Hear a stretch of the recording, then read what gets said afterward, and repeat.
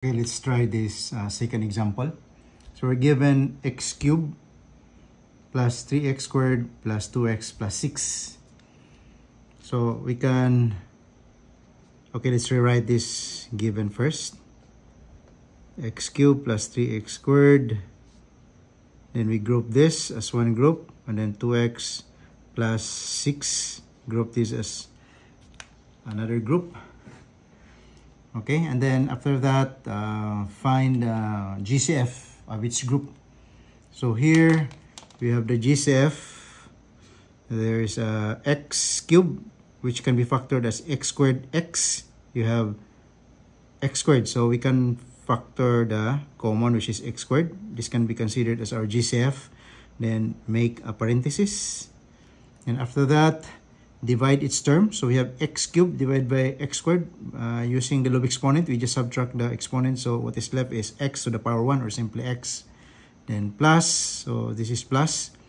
Then 3x squared divided by x squared. So what is left is 3. Right? Then plus. So for this group, what is the GCF here? The GCF is equal to 2. So factor out 2, make a parenthesis. Then this first term divided by 2. What is left is x.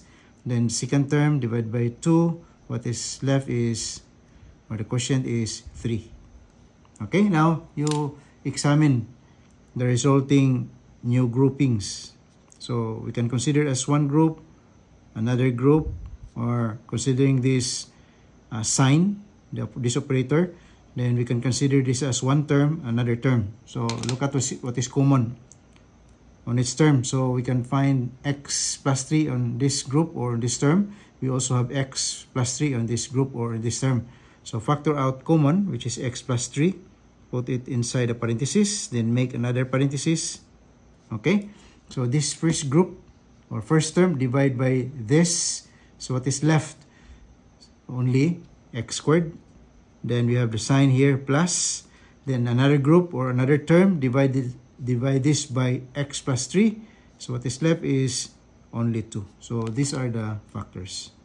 Okay, so that's how easy factoring by grouping if it's written in this manner. So unlike the first example, which we have to manipulate first, right, before we can group. Okay, that's all. If you have any question, just leave your message in the comment section. Thank you.